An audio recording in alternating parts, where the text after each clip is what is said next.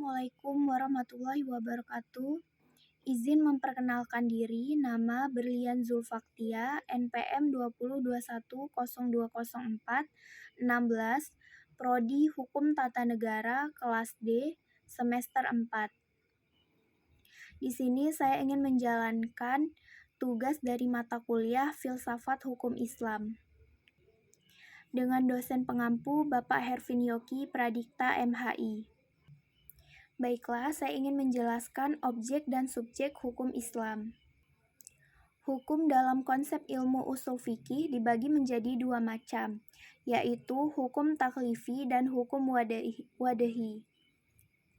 Secara terminologi, hukum adalah kitab Allah yang berhubungan dengan perbuatan mukallaf dalam bentuk al-iqtida, at-takhyir, dan al-wadi.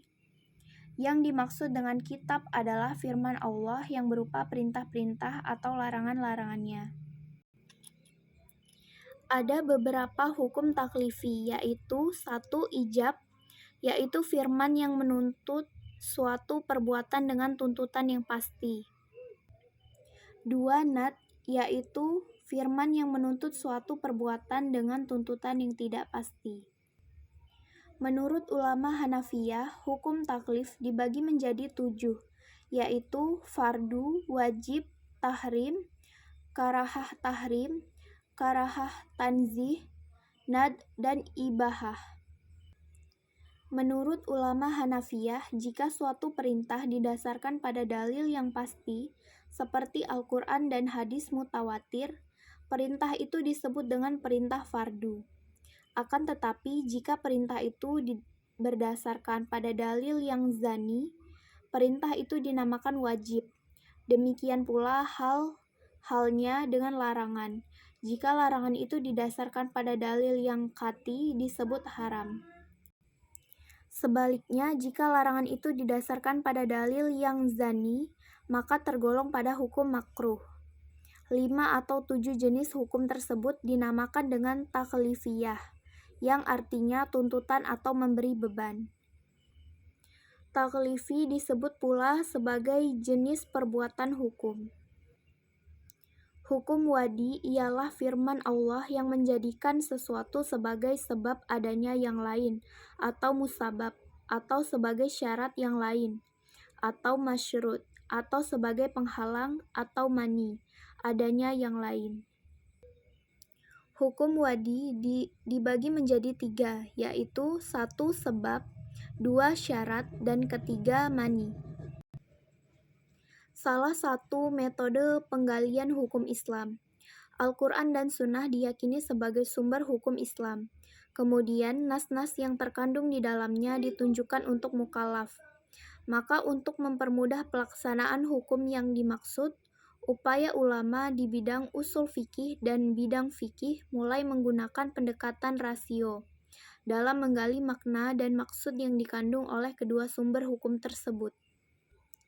Meskipun nas Al-Quran dan Sunnah telah muhkamah, campur tangan akal tidak dapat dielakkan. Al-Quran sebagai sumber hukum Islam.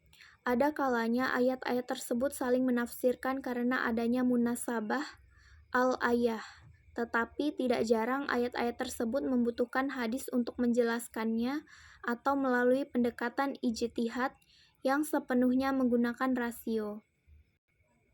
Munasabah al-ayah merupakan cara kerja akal yang ijtihadiyah karena akal mengupayakan sekuat mungkin untuk mencari dan membentuk paradigma penafsiran tersebut.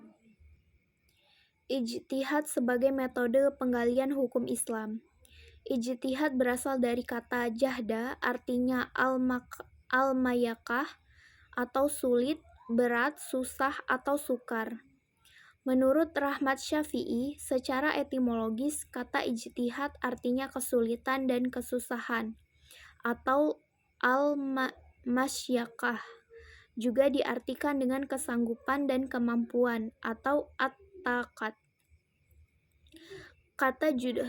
Kata juhda yang selanjutnya menjadi ijtihad diartikan sebagai pekerjaan yang dilakukan dengan sungguh-sungguh dan mengerahkan semua tenaga. Ijtihad ialah suatu usaha maksimal untuk mendapatkan sesuatu. Jika tidak sungguh-sungguh, tidak dapat disebut ijtihad, melainkan takfir, berpikir biasa dan sederhana. Abdul Wahab Khalaf mendefinisikan ijtihad menurut ulama usul, yaitu mengerahkan daya dan kemampuan untuk menghasilkan hukum syara dari dalil-dalil syariah yang terperinci.